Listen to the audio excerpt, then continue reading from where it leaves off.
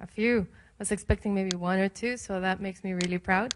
For those of you who haven't heard about us, the title says it all. We are a startup, hence we don't look so much at loyalty at the moment, so sorry if I disappoint hoteliers, but we do look at data for customer sourcing and to create more personalized experiences. First of all, let me introduce my company to you. So what is Be My Guest? We're an online travel agency, so not a hotel. So therefore, my speech is going to be very different to the one Andy just presented, but nevertheless interesting, I hope. We are basically a tour and activities platform. We basically provide a platform for suppliers, small and medium-sized travel suppliers in Asia, mostly at the moment in Southeast Asia, for them to be able to connect with online travelers who are looking for new experiences in the destinations where they travel to. We've been winning a lot of awards lately, one of which came from Channel News Asia because of the technology that we hand out for free to these small and medium-sized businesses. So when you think about Be My Guest, think about your hot air balloon ride, your water rafting, your Balinese cooking class, basically every thing that you can do when you arrive to a destination. So how do we view customer relationship management at Be My Guest? We basically look at it as a 360 approach that touches every single department in our business. From strategy with the marketing team to marketing in terms of advertising to the sales and customer service team to the partnership relationship management team, even technology and design. And why we do this, and how we do this is basically leveraging technology all around. And what this diagram basically shows to you is some of the technologies or analytics that we actually have access to and that we try to make sense of to really enhance the experience of the consumer at all touch points. So who are customers? We have, because we're a platform where we're connecting suppliers with travelers, we have two types of customers. First one being our suppliers. We work with small and medium-sized, hundreds of them,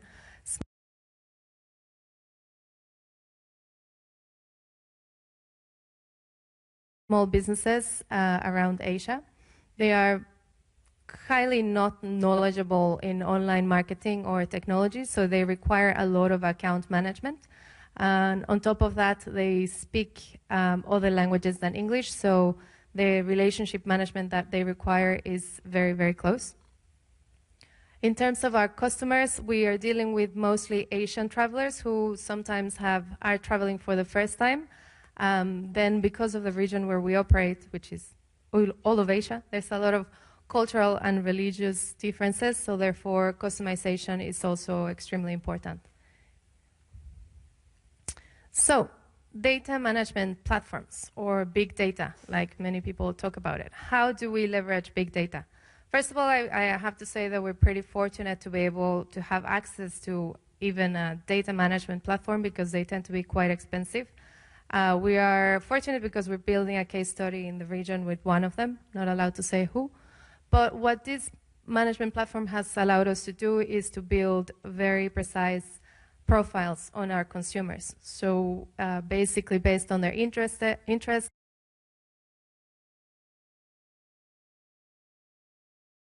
and behaviors that they express before they even arrive to our website and after they leave.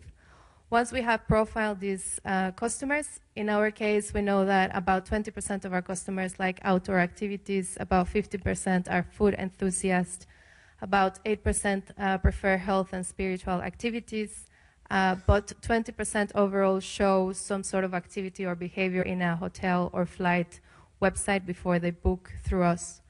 So after we profile them and we identify this is the profile of the customer that we perceive to have the highest ROI, then we go out again and match this data to more data to do lookalike modeling and then bring in more customers that have higher chances of converting to our site. On our site, therefore saving us costs in terms of advertising and marketing efforts.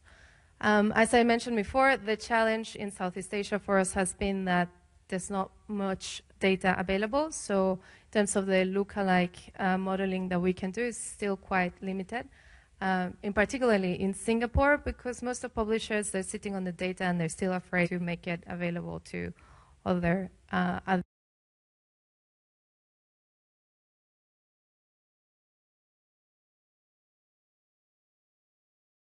advertisers. CRM, we also consider ourselves quite fortunate to be sitting in Singapore, where the government issues grants for everybody that wants to create new efficiencies through technology on their businesses. So we do work with one of the largest CRM platforms. What this has obviously effectively enabled us to do is to create profiles on the customers that we acquire over time, and it has increased more than not communication efficiencies with both suppliers and customers. And basically, in the past, we had maybe 2, 3, or even 4 people talking to the same supplier about collecting different points of data that were required for the listing to go live. And what we have enabled us to do with the CRM is to basically just have all the information under one profile with all the history, and therefore it becomes much more personalized and seamless experience when you're talking to anybody in our team. So what we look to do through customer relationship management is definitely excel at customer experience. We want to effectively ensure that if you're a customer of ours and you haven't been to our site or communicated with one of our customer service or travel experts, that you feel that even if we haven't talked to you in a long time, we are able to provide relevant suggestions for your next trip. Website analytics, I think it's the 101 of data. If you're not looking at your website analytics, and moreover with the latest demographic information that has been released on Google, which is quite basic, but you can start doing some segmentation in terms of, gender, age, and interests as well, which we found that most people, the highest percentage of people like television. So interest is not that really granular at the moment, but still you can start doing some analysis there. But we use data analytics more to feedback to technology and to our designers. Basically look at navigation of our customers, but basically focusing on those customers that have the highest ROI, and therefore present them with much more customized navigation experiences. Actually, something interesting to note on our analysis is we have noted that about 30%, there's a 30% higher conversion rate on mobile and tablet users on our site than there is from normal online users, which is quite strange because we don't even have a mobile optimized website, but that tells a lot. That tells a lot to us, so therefore we're rapidly developing a mobile application and a mobile optimized experience for our customers.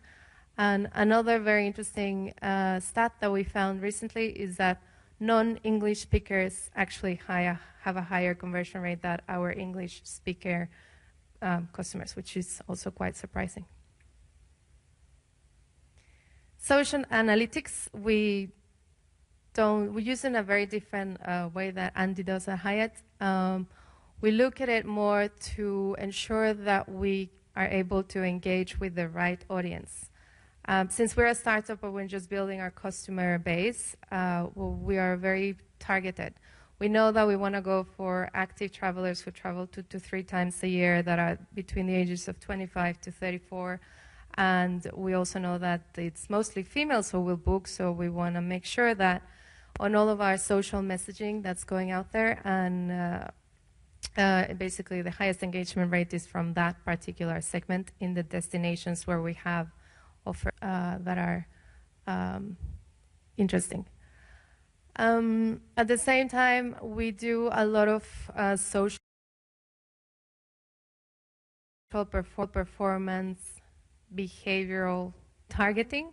Lately, there's a few releases on Facebook where you can actually target people through their intent of travel or social behavior. So that has been a very interesting exercise for us, and we have managed to convert a lot of these people, as well as social listening. So we're always listening, not just on our own social media channels, but around just the region. Who is traveling to Singapore, or are you looking for? I'm looking for things to do in Bali, to generate leads for the sales team, who in turn convert them into bookers.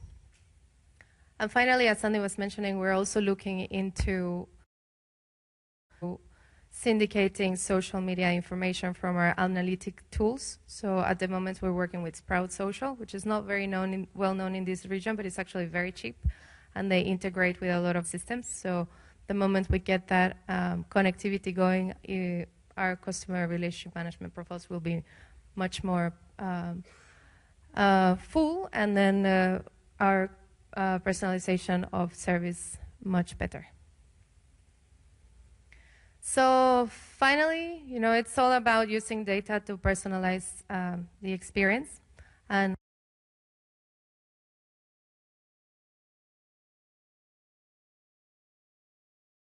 ultimately get more happy customers buying more. 5 things we managed to do so far.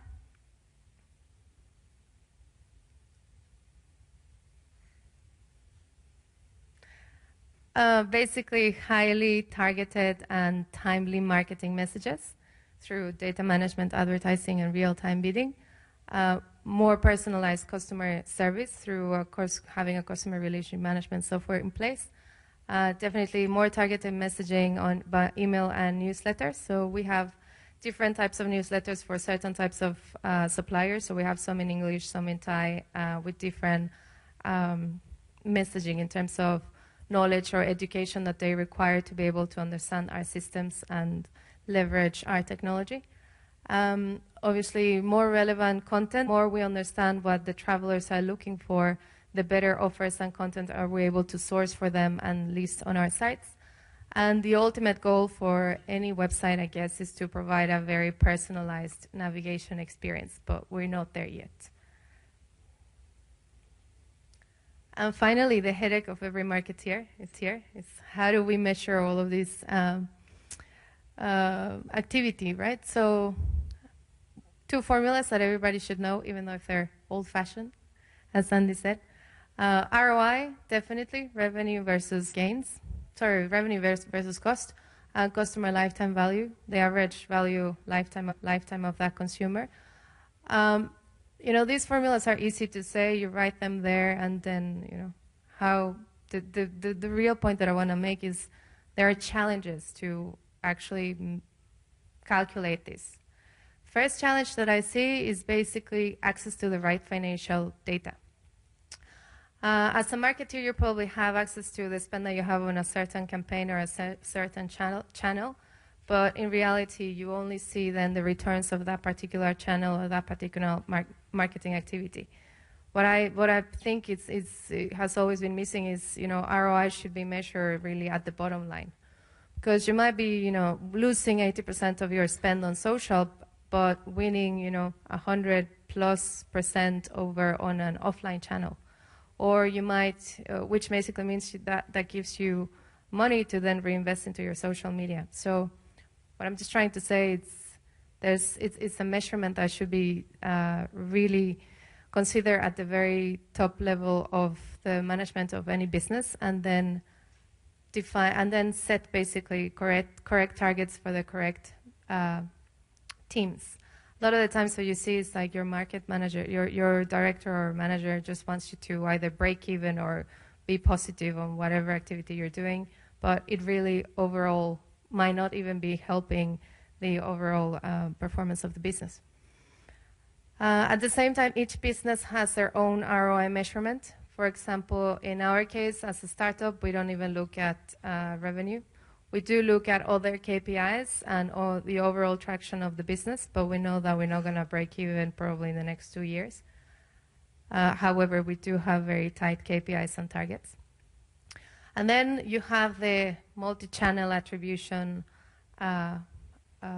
problem that I think it's unsolvable and will never be solved, simply because not everything is measurable. And even if it's measurable online, you might not have everything on the same platform, so therefore your attribution might not be correct. And on that note, my conclusion in terms of measuring ROI is you can't measure everything. There are portions that you can, and a lot of the times you have to rely on your guts and your experience. And that's it for me. Thank you.